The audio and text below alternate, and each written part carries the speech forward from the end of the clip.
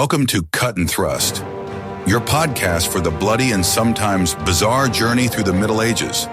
Whether it's dark battles, questionable hygiene, or hair-raising rulers, here you'll get history as it really was, raw and unfiltered.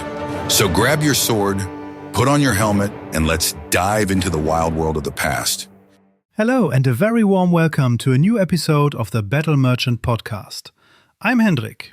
And I'm Carmen, and today we're talking about a topic that has personally fascinated me for years, the evolution of Roman weapons. And that really is a massive field. We're talking about a development that spans over...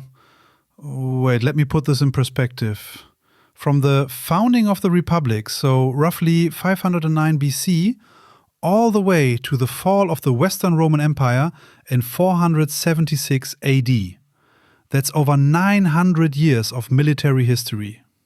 And that's exactly what makes the Romans so remarkable.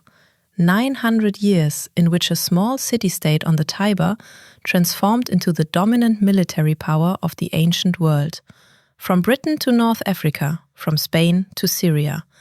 And that wasn't because they had one wonder weapon that overpowered everything. No, and that's really the central thesis for today. Rome's strength lay in the system, in the ability to adapt, to standardize equipment, and, this is what I find particularly fascinating, to learn from their enemies. When they fought the Celts and saw that their chainmail worked well, they adopted it and improved it. When Iberian swords proved superior in close combat, that became the Gladius. That's a point you really can't emphasize enough. Other ancient armies often stuck with one tried and tested concept. The Greek hoplites with their phalanx, for example. A fantastic formation, no question, but relatively rigid.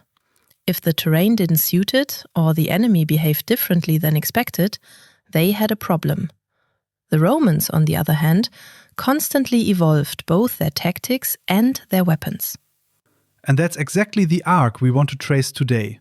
From the early citizen soldiers who still had to bring their own equipment, through the Marian reforms, which turned everything upside down, all the way to late antiquity, when suddenly cavalry became more important than heavy infantry. That sums it up, and you really can break this down into phases.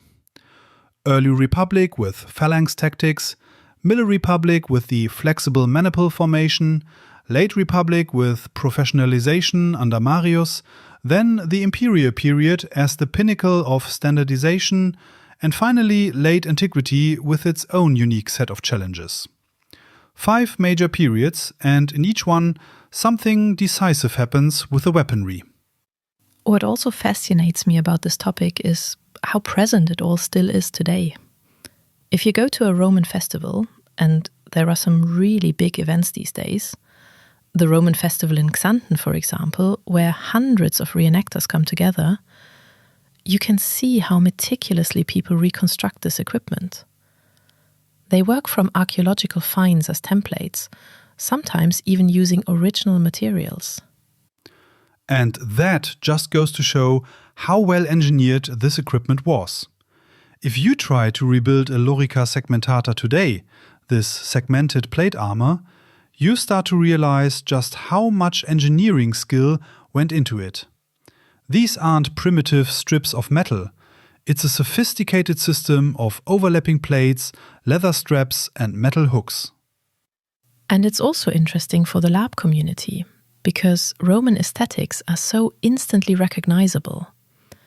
That interplay of the large rectangular shield, the gladius at the side, the helmet with cheek guards, it's one of the most iconic silhouettes in military history. Just an outline is enough, and everyone immediately knows Roman. And that was already intentional back then. That uniform appearance had an enormous psychological effect. When a legion marches toward you, all identically equipped in perfect formation, that must have been terrifying. Especially because behind it all was this system. These weren't ragtag troops with random equipment. Every soldier had standardized weapons that were designed to work together. First, throw the Pilum, then go into close combat with the Gladius. That was a carefully planned sequence, refined over centuries. And the mass production behind it was unprecedented for the ancient world. They had state-run weapons factories known as Fabricae, which were specifically designed to manufacture individual pieces of equipment in series. This allowed for quality control and interchangeability that other armies simply didn't have. If a legionary lost his Gladius, he got a new one, and it functioned identically. And these are exactly the topics we want to walk through today, step by step. The individual weapons, the armor, the tactics, and above all, how it all connected. Because with the Romans, you really can't look at anything in isolation. The weapon only makes sense in the context of the formation only in the context of the training, and the training only in the context of the overall strategy. Everything interlocks. And with that, we'd best start right at the beginning, with the early days of the Republic, when Rome was still a small city that had to hold its own against its neighbors. So, the beginnings. And when you look at the early Roman Republic, you first have to let go of that image of perfectly equipped legionaries. It was a completely different world. Quite literally a citizen army. It operated on a militia system. If you were a Roman citizen of military age, you had to serve. But, and this is the crucial point, everyone brought their own equipment. The state didn't provide it. Which means your armament depended directly on how deep your pockets were. The so-called Servian system divided citizens into wealth classes, 5 in total, and depending on which class you fell into, you had to bring specific equipment. The first class, the wealthiest, came fully kitted out. Bronze helmet, breastplate, greaves, round shield, sword, and spear. They looked like Greek hoplites. And then it went down from there, step by step. The second and third classes no longer had a breastplate, but still carried a round shield. It was a phalanx, after all, you needed that closed shield wall. The fourth class had only a shield and spear, no helmet, no armor. And the fifth class? They showed up with slings and stones. More or less. And you really have to let that sink in. This wasn't a democratic system, even though we call it a republic. At its core, it was plutocratic. If you had money, you stood in the front in the best armor. If you were poor, you stood in the back with a sling and hoped it wouldn't come to hand combat. Although the wealthy also bore the greatest risk, they stood in the front ranks of the phalanx. It was civic duty and privilege at the same time. Whoever had the right to wear the most expensive equipment also had the duty to be the first to march into the enemy. And the tactic was precisely this phalanx, a dense line of spearmen, shield to shield, advancing in a closed formation toward the enemy. Exactly, rolling forward like a wall. But the Romans didn't invent this themselves. It was adopted. Partly from the Etruscans, partly from the Greeks. In military terms, the early Romans were imitators, not innovators. The helmets were of Etruscan Greek design, the swords of Etruscan make. The entire formation was imported. And that worked for a while, as long as the Romans were fighting on flat ground against similarly organized opponents. The phalanx on flat terrain is a pretty formidable thing. Closed front, long spears projecting forward, overlapping shields. You don't want to run into that. The problem came in the 4th century BC, when the Romans clashed with the Samnites. The Samnite Wars, 3 of them in total, from 343 to 290 BC. And the Samnites lived in the mountains of central Italy, in what's now Campania and the surrounding area. And that's where the phalanx's limitations were brutally exposed. Because a closed phalanx simply doesn't work on a narrow mountain path. You need level ground. You need room for the spears. You need a continuous line. In the mountains, you've got slopes, bottlenecks, ravines. The formation just falls apart. The most famous example is the defeat at the Caudine Forks in 321 BC, Second Samnite War. The Romans walked right into a trap without a proper battle, were surrounded and had to surrender. A total humiliation, and together with the other experiences from the Samnite Wars, it helped drive the move away from the rigid phalanx. And one of the triggers for a fundamental rethinking. The Romans learned from it, as they always did, one has to say. And the answer was the Manipular system. Instead of a rigid phalanx, the legion was now divided into smaller units, the maniples.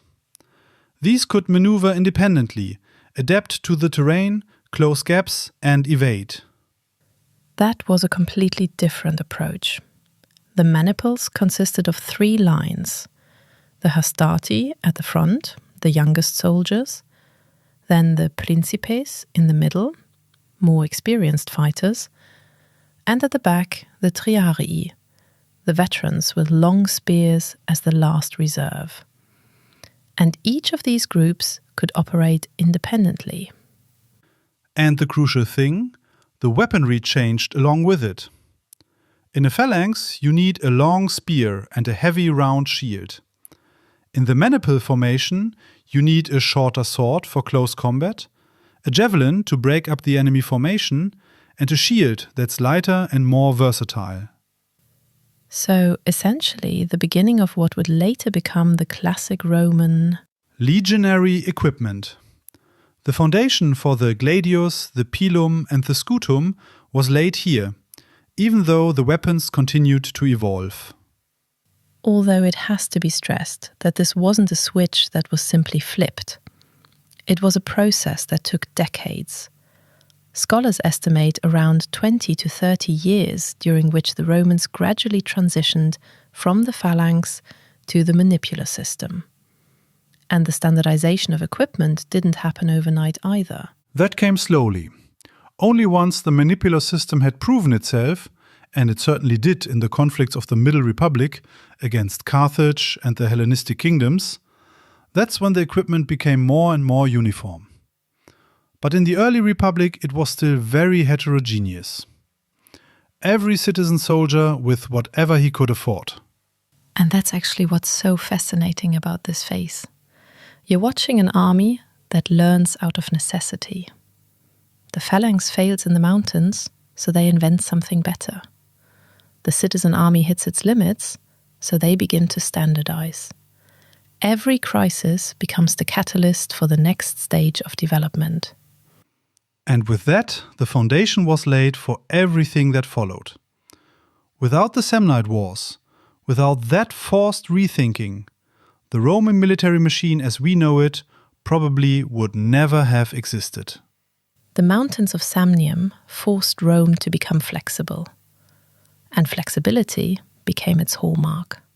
So, with the manipular system, the Romans now had a flexible formation. But the real test only came during the Middle Republic. And it was a tough one. The Punic Wars against Carthage, the conflicts with the Hellenistic kingdoms in the east, constant clashes with the Gauls. Rome was virtually at war non-stop. And it was precisely this constant pressure that drove weapon development forward. Because in every conflict, the Romans encountered opponents who had something that was better than what they had. And then that quintessentially Roman pragmatism kicked in. Whatever the enemy does well, we adopt. The prime example is the Gladius. The sword that everyone associates with Rome was not a Roman invention. The Romans picked it up during the Second Punic War between 218 and 201 BC from the Celtiberians on the Iberian Peninsula. The Gladius Hispaniensis, as it was initially called, was a sword with a broad, leaf-shaped blade. The blade around 60 to 65 centimeters long, total length over 70. The Romans saw how effective it was in close combat and simply adopted it. And then, of course, improved it, because that's the key point. They didn't just copy it, they adapted it to their own fighting style. The blade became shorter, straighter, more optimized for thrusting. In the end, the blade length was maybe 45 to 55 centimeters. Perfect for the tight confines of formation combat, where you can't take a wide swing. And alongside that, the Pilum became the standard throwing weapon. That wasn't a purely Roman concept either. Heavy javelins already existed before. But the Romans built in this ingenious detail. The long, thin shaft made of tough iron that gets stuck in the enemy's shield. The pilum punches through the shield, can barely be pulled out, and renders the shield practically useless. Brilliantly simple. And together with the chainmail, the lorica hamata, and the standardized scutum, they now had an equipment combination that was truly coordinated.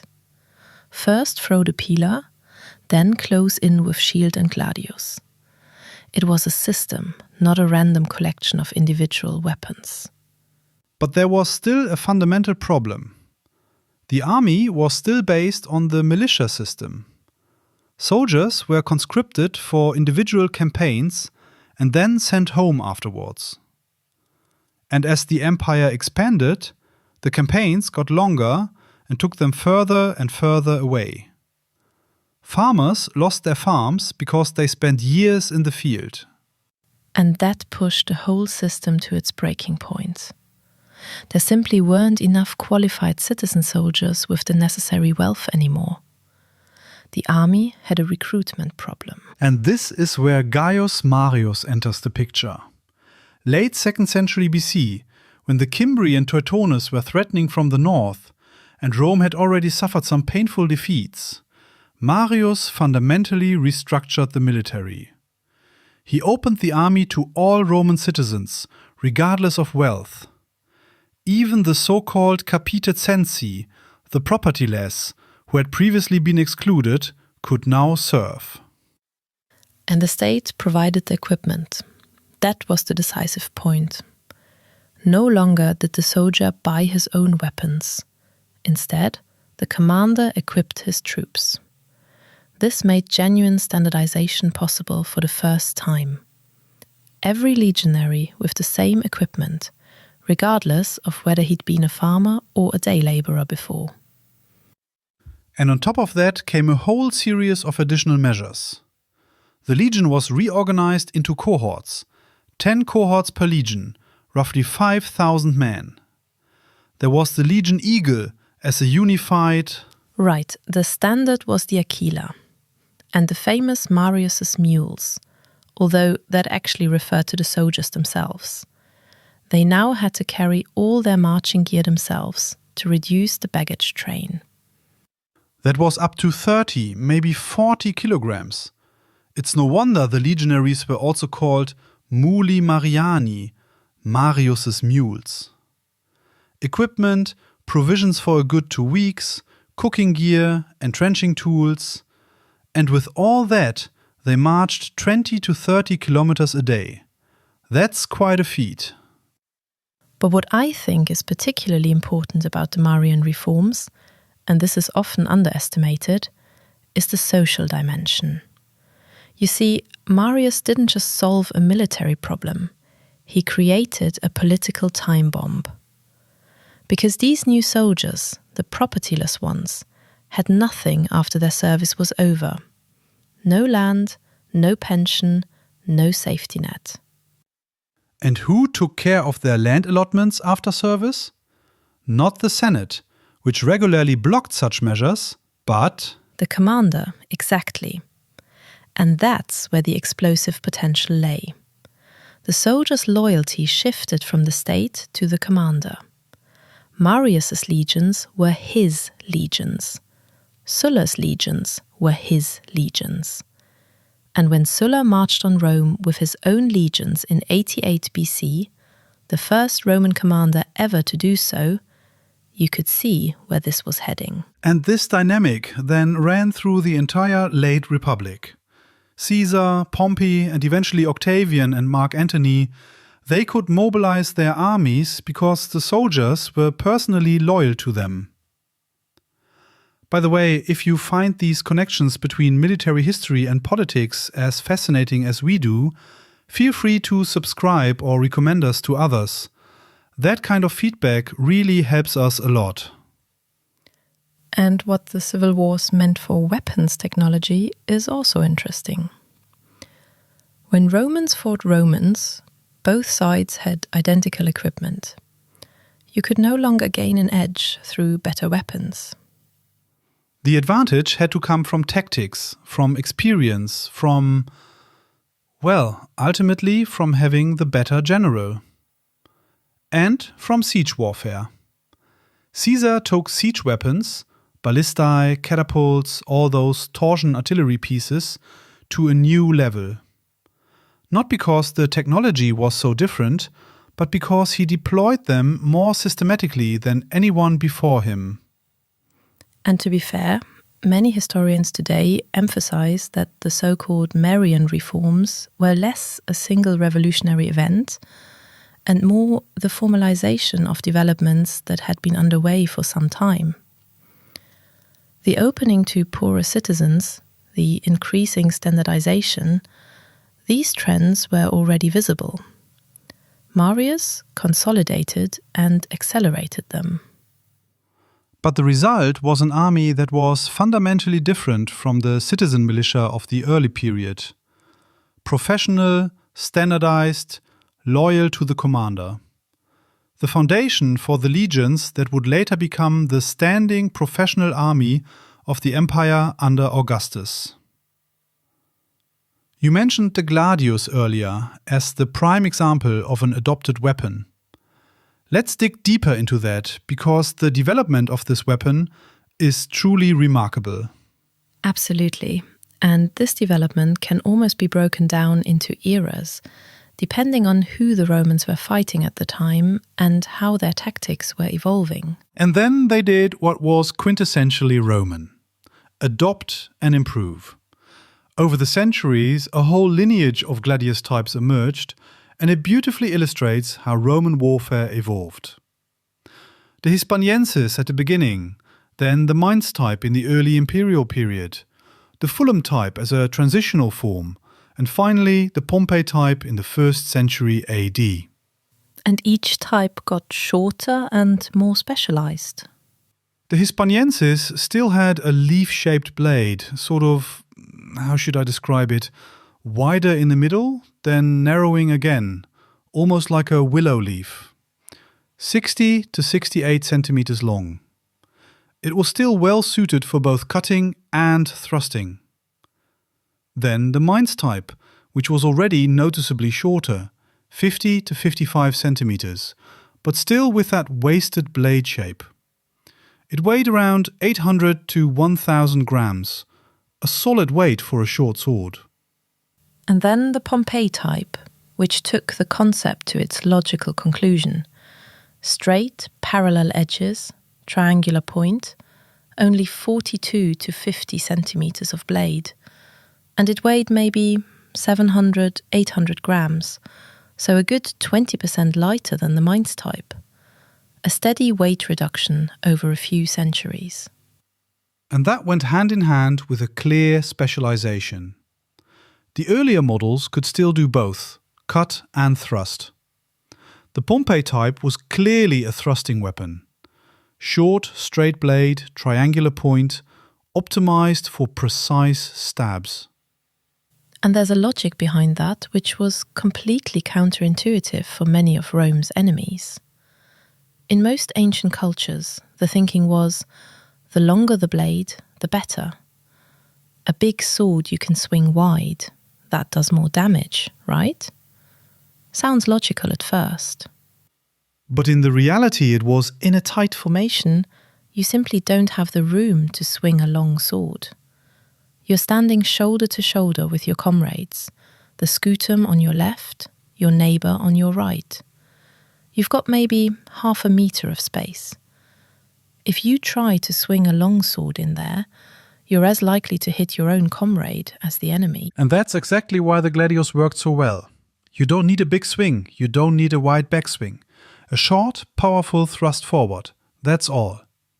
And you could do that dozens of times in a row without tiring, at just 700, 800 grams of total weight. And you really have to experience this for yourself. If you hold a replica in your hand, you immediately notice the balance is incredible. The center of gravity sits close to the grip, not at the front of the blade. That means you have maximum control with minimal effort. A longsword, by contrast, pulls forward. You're constantly fighting against its weight. Over a full day of battle, that makes an enormous difference. And then add the combination with the Scutum. This wasn't a passive shield that you just had in front of you. It was used actively. You punched the opponent with the shield boss, the umbo, pushing him back, knocking him off balance. And the moment the enemy stumbles or his guard opens up for a split second, in goes the Gladius. Shield punch, spot the opening, Gladius thrust. That was the 3-step sequence the Legionaries drilled thousands of times. And it only worked because the Gladius was so short. With a longsword, after the shield punch, you wouldn't have had the space to bring the blade forward between you and the enemy.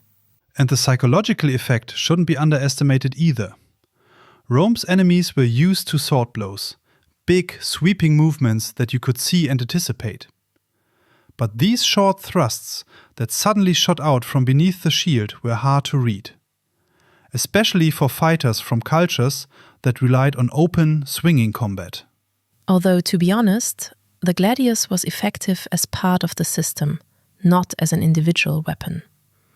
A lone legionary with his Gladius, without the formation, without the Scutum, against a Gaul with a longsword, that would have been a pretty uneven fight. The strength lay in the combination. And the Pugio, the dagger, fits into the same picture. It was the last resort. About 20 to 35 centimeters short, worn on the belt. If the Gladius was lost, or the fighting got so close that even the Gladius was too long, the Pugio came into play. So 3 tiers: Pilum for distance, Gladius for close combat, Pugio as a backup weapon. All thought through, all coordinated. And then, in the late Imperial period, from around the 2nd or 3rd century AD, a fundamental shift occurred. Combat conditions changed. The Romans were increasingly fighting mounted opponents, formations became more open, cavalry grew in importance.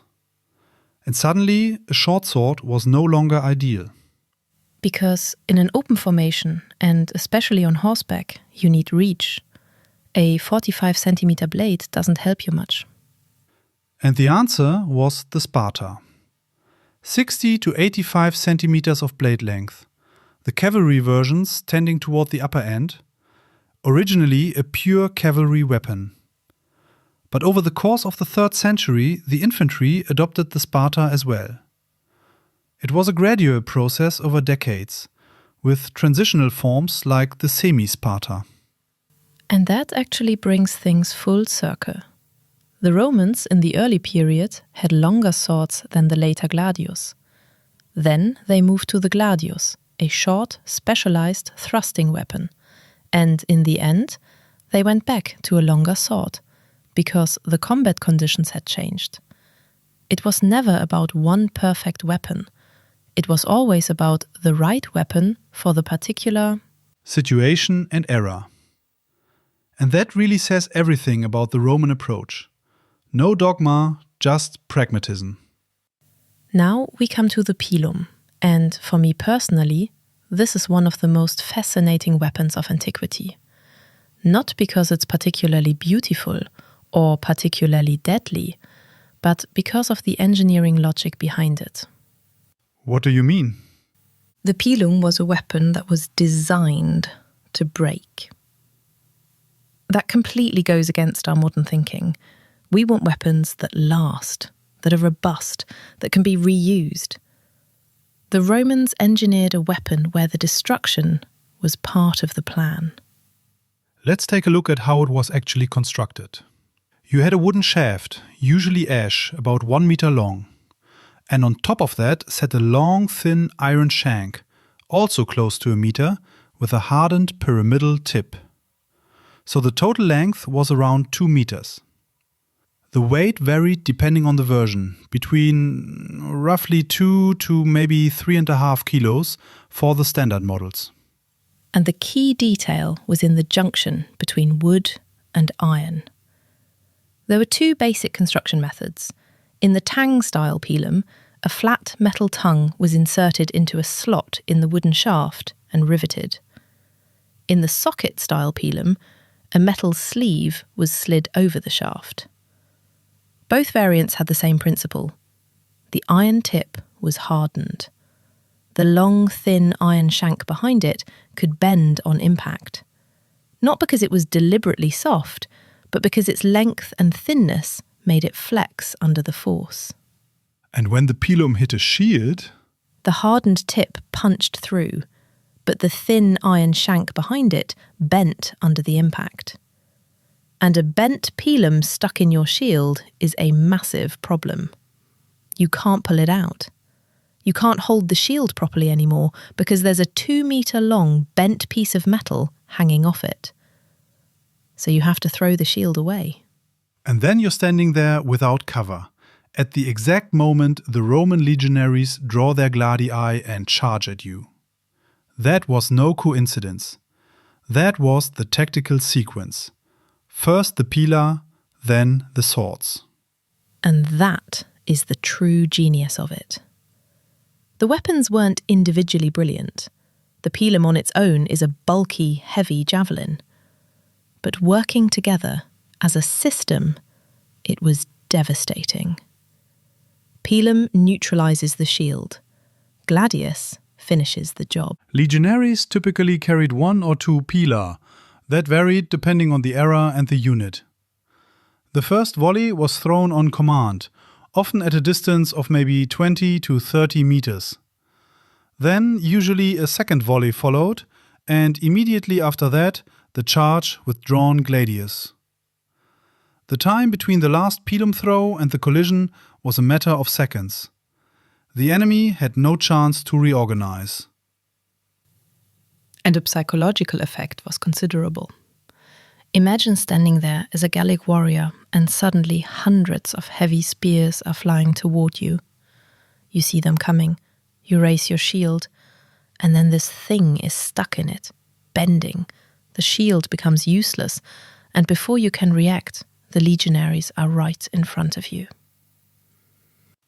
And the pilum was further developed over the centuries.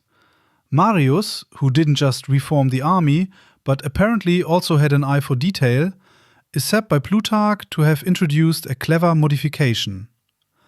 He reportedly replaced one of the 2 iron rivets connecting the iron shank to the wooden shaft with a wooden pin. However, this isn't archaeologically confirmed. Plutarch wrote it down about 200 years later and was a big Marius fan, so this is more a famous anecdote than an established fact. If that were true, the wooden pin would have broken on impact, which would have made the bending even more reliable, at least in theory, because the entire joint would no longer have had to absorb the full force of impact. Same pragmatism, different application.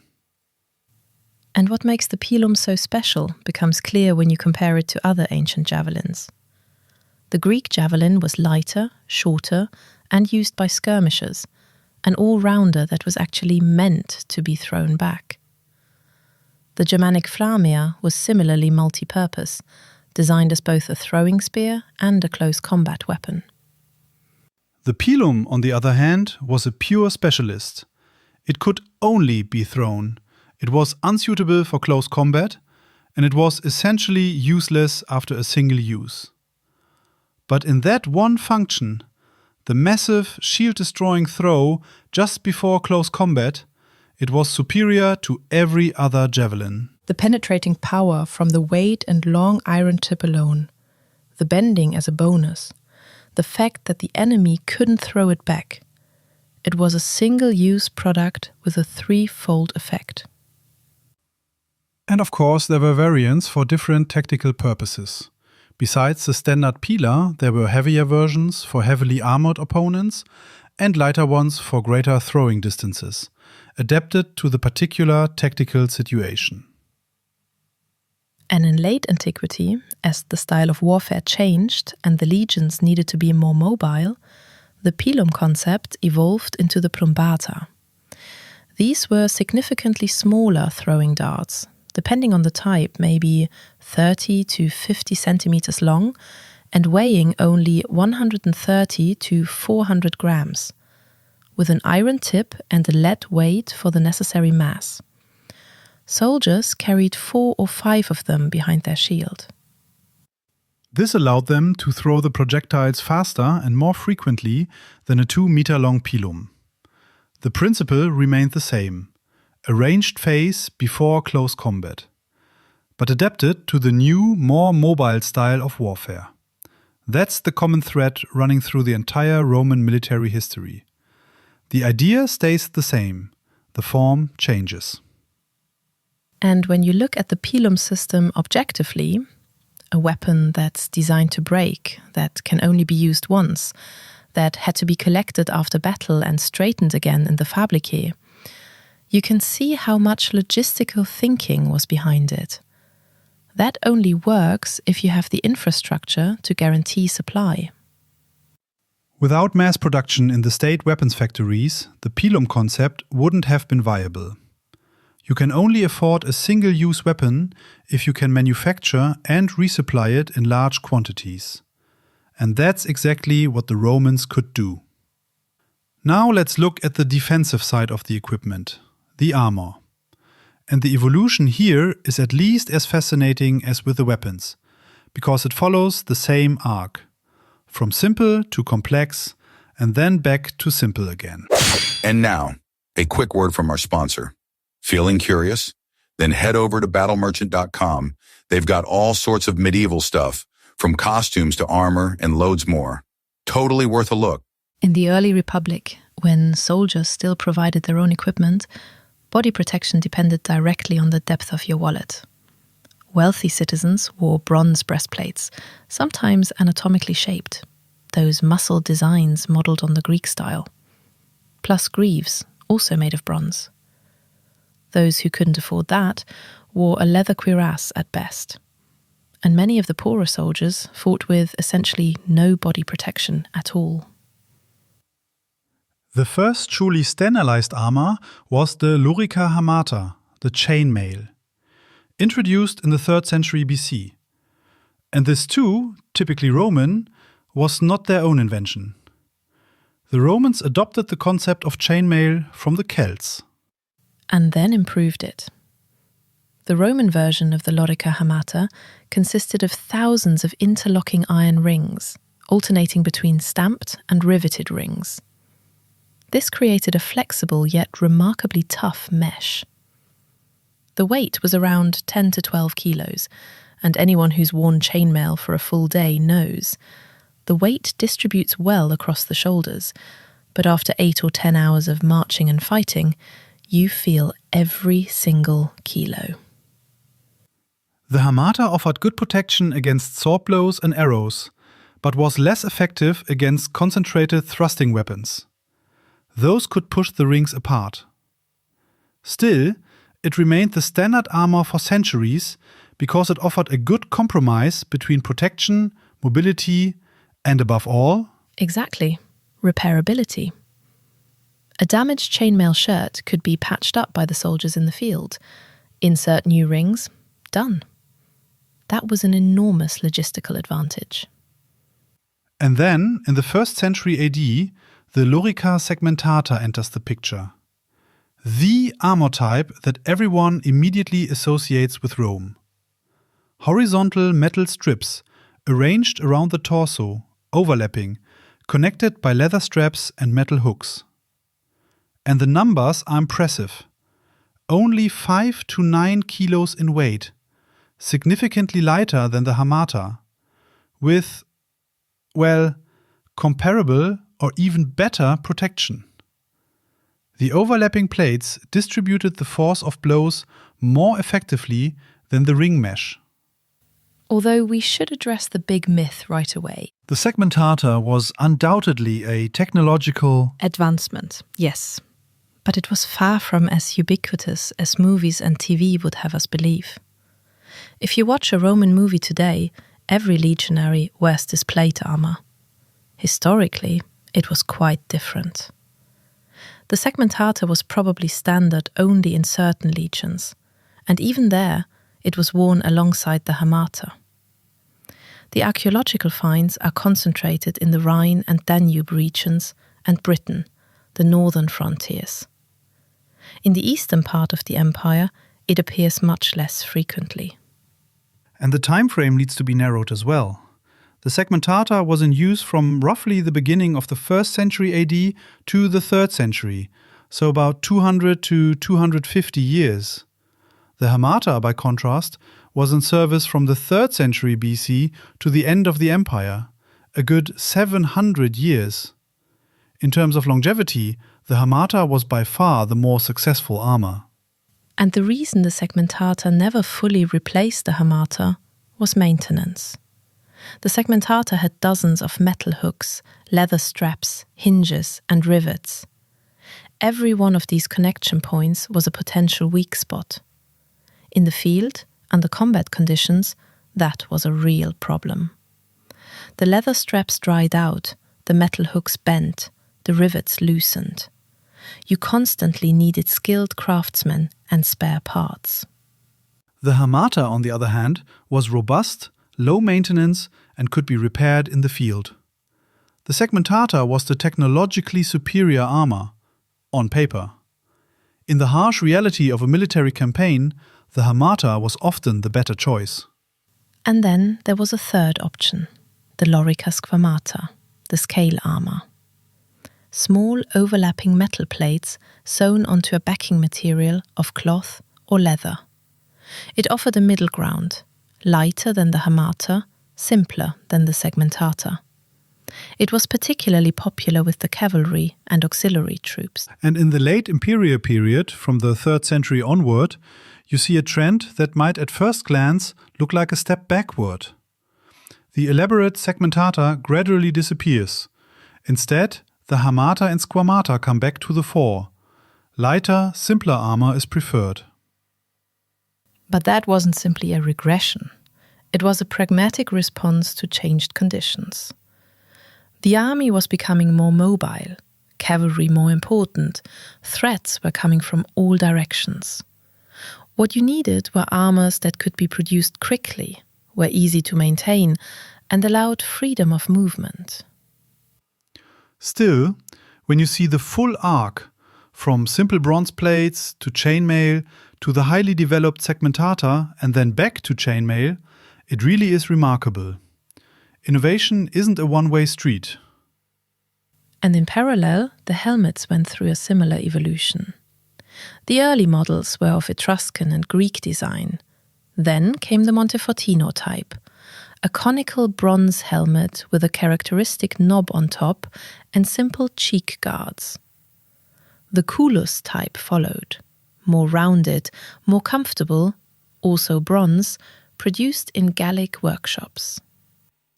Then the Imperial Gallic helmet, probably the most recognizable. Iron instead of bronze, with an extended neck guard that was drawn down much further than on its predecessors, and improved cheek guards. Some examples even had reinforcing crossbars on the skull to deflect downward sword strikes. That was the helmet of the Golden Age. And in late antiquity, the Spangenhelm, a segmented construction of individual iron plates riveted together with strips. Easier to manufacture than a helmet forged from a single piece, easy to adjust. Perhaps less elegant, but extremely functional.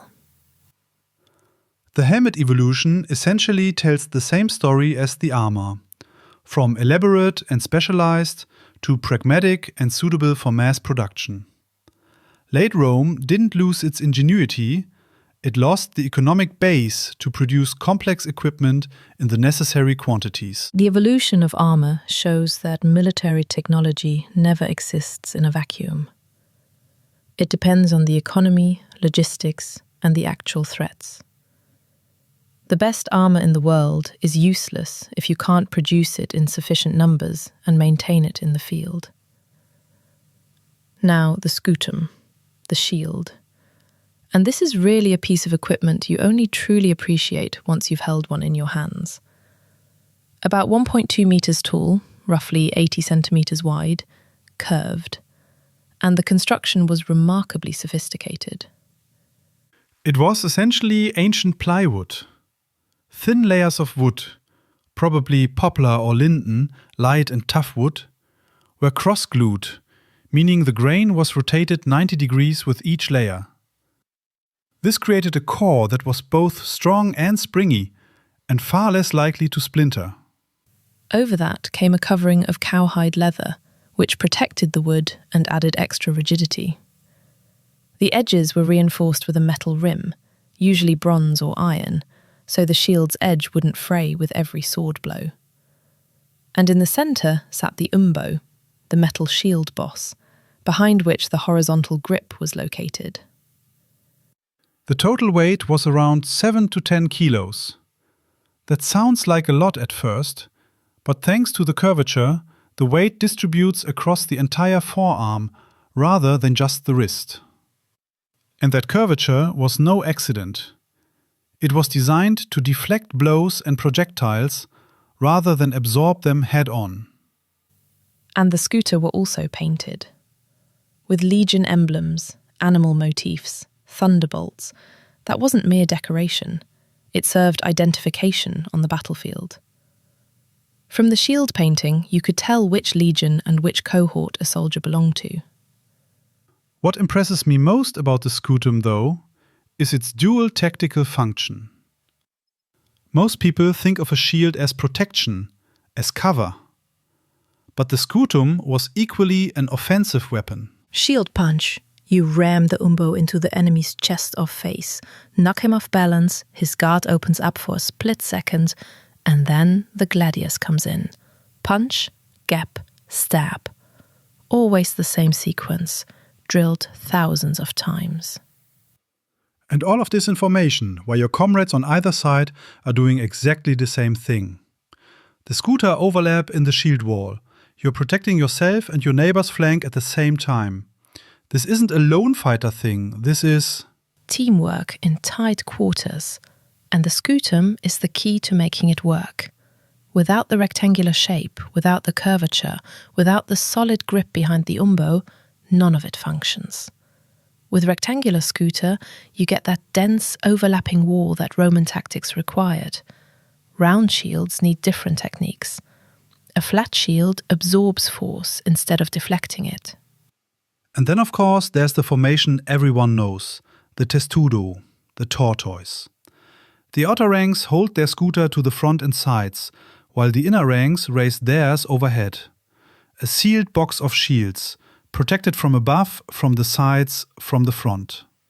The testudo was especially used during sieges, when legionaries had to approach a wall under enemy arrow fire. That was a special purpose formation, and that needs to be stressed. In film and television, you see the testudo portrayed as the Roman combat formation. In reality, it wasn't. The shield wall was the standard defensive formation for open field battle. The testudo was used situationally, when advancing under missile fire, during sieges, as a protective roof for the approach. But in actual close combat, it was too unwieldy. Because in the testudo, you practically can't fight. You're packed so tightly together that you can neither use the gladius properly nor employ the shield offensively. It's a purely protective formation for getting to the fight, not for the fight itself. Once the legionaries were close enough, they broke the testudo and transitioned into the shield wall or an open formation. Only then did the Scutum become an offensive weapon. As for the shield's evolution, it's also fascinating to see that the Scutum was neither the beginning nor the end. In the early Republic, the Romans still carried oval or round shields, similar to Greek models. The rectangular curved scutum gradually prevailed alongside the more flexible formations, because the closed formations needed a shield that could fit together seamlessly. And in the late imperial period, as formations opened up again and cavalry grew more important, many units returned to oval and round shields. Lighter, better suited for individual combat movements, partly influenced by Germanic auxiliary troops who brought their own shield traditions. The auxiliary troops often had different shields anyway. Smaller, oval models adapted to their combat style. And the cavalry needed even lighter shields that could be wielded with one hand while the other held the reins or a lance.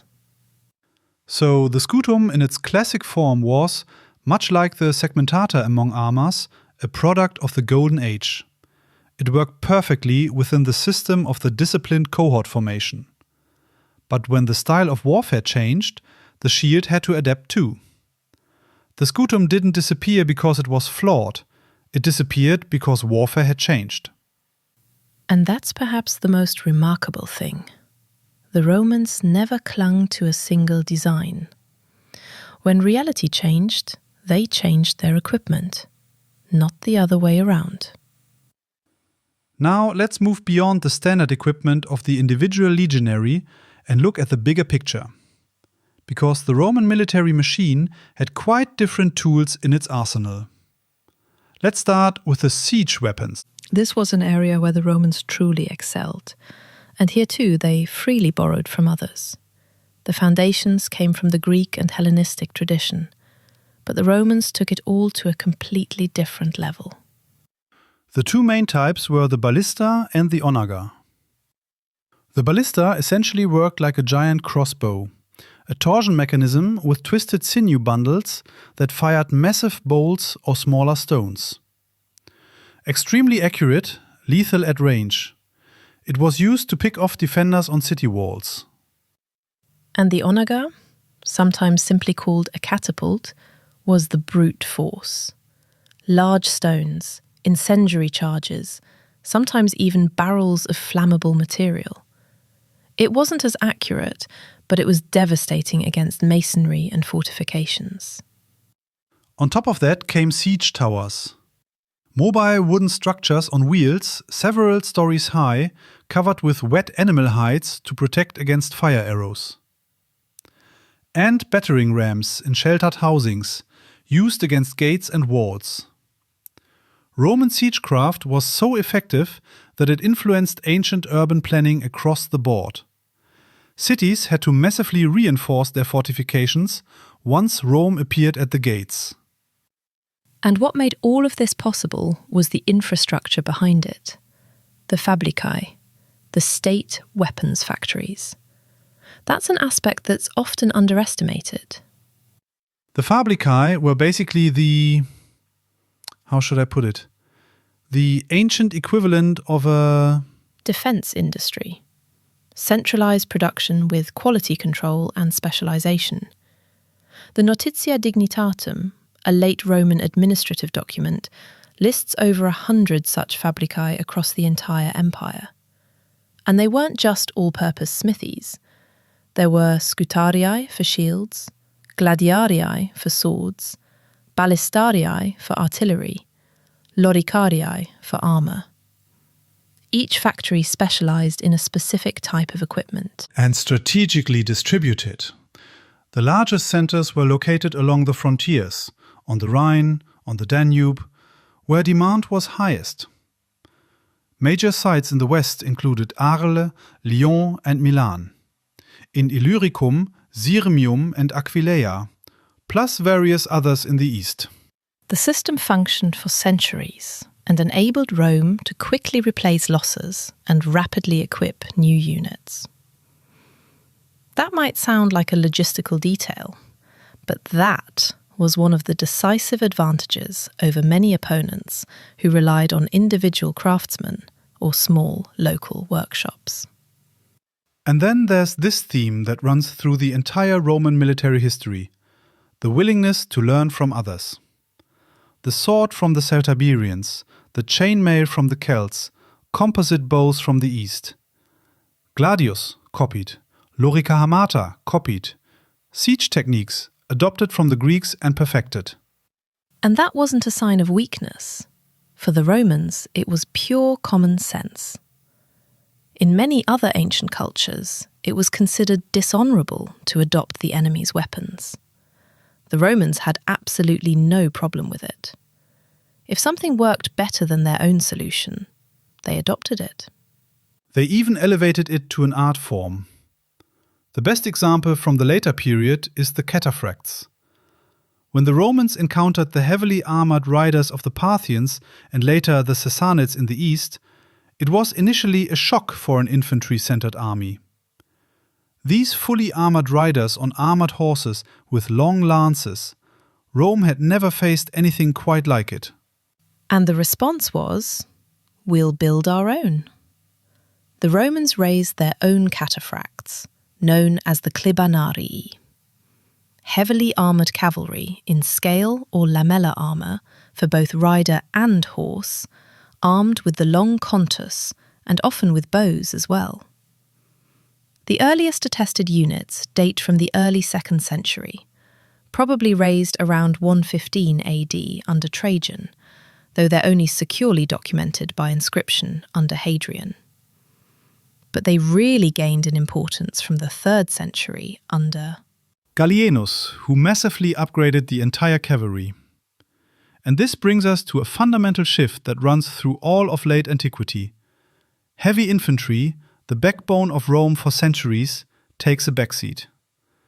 Cavalry gains massively in importance, even though the infantry, of course, never completely disappeared. And that transforms the entire equipment picture. The spatha, the longer sword, replaces the gladius as the standard weapon, even for the infantry. Because in more open formations, you need greater reach. Armour becomes lighter, more mobile. New throwing weapons like the plumbata appear. Small, lead-weighted darts that infantry can throw faster and more often than the heavy pilum.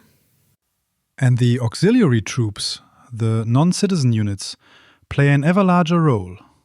Syrian archers with their composite bows, Germanic cavalry units with their own fighting traditions, Mauritanian light cavalry. The army becomes more diverse, less uniform, but also more versatile. What you have to keep in mind here is that this wasn't a chaotic disintegration. It was an attempt to respond to a fundamentally changing threat landscape.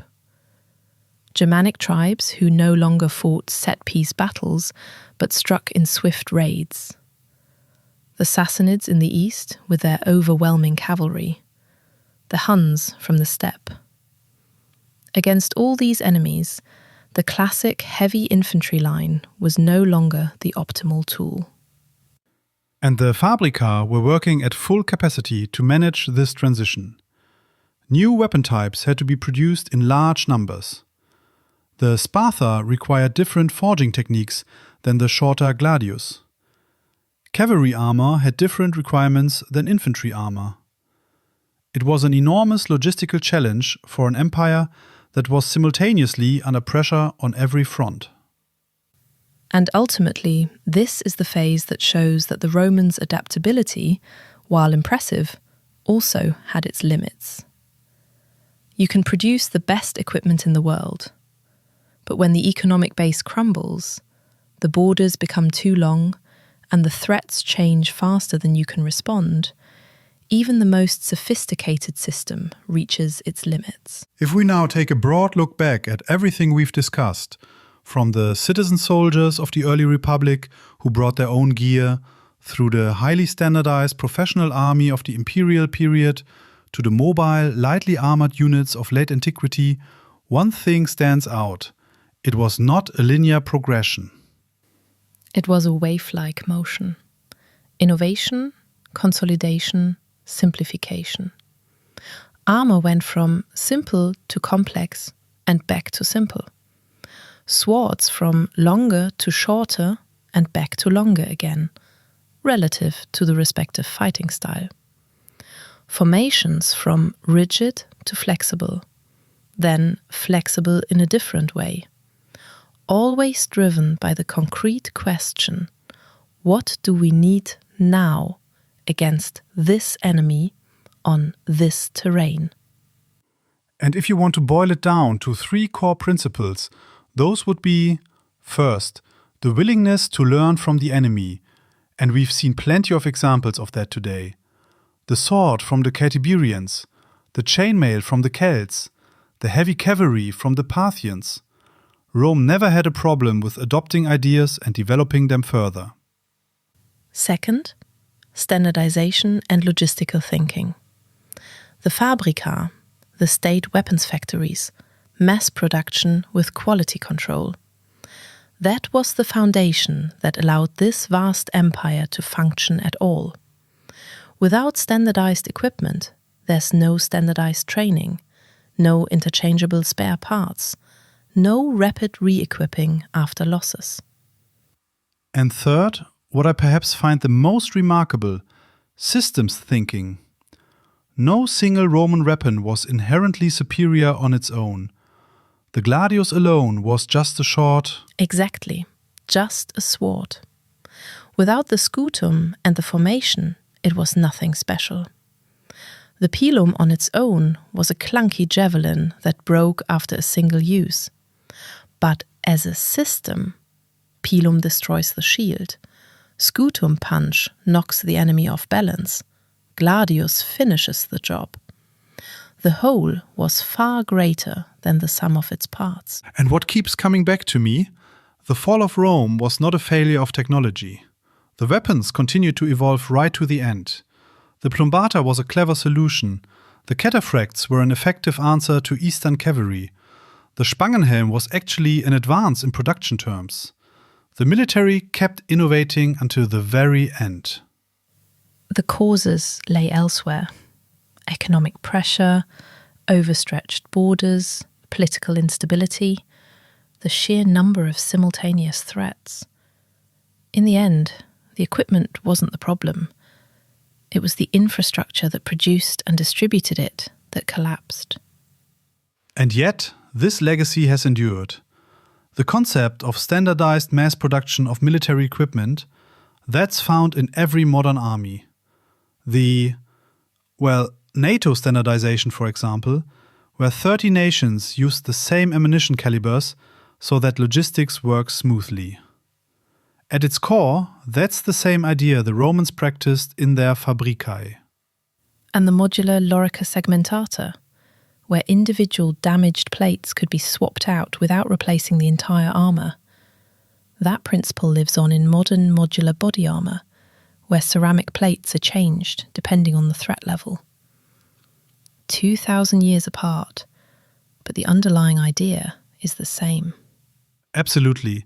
And this interplay of different combat arms, infantry, cavalry, ranged warfare and siege warfare, in a coordinated fighting force, is the foundation of modern combined arms doctrine.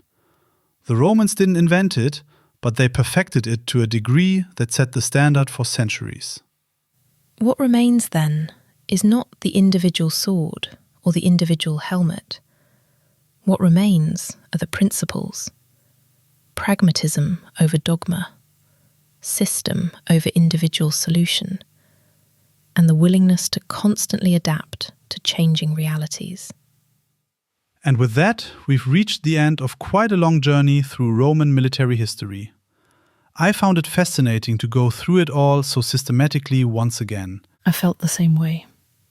And if you, dear listener, have now been inspired to dive deeper into the subject, at battlemerchant.com you'll find not only an extensive range of historical replicas from the Roman era and far beyond, but also many more articles on fascinating historical topics in the blog. Feel free to check it out. And other than that, thank you so much for listening. Until next time. And so we ride towards the end of this episode. Keep your sword sharp and your mugs full. We'll catch you in the next one.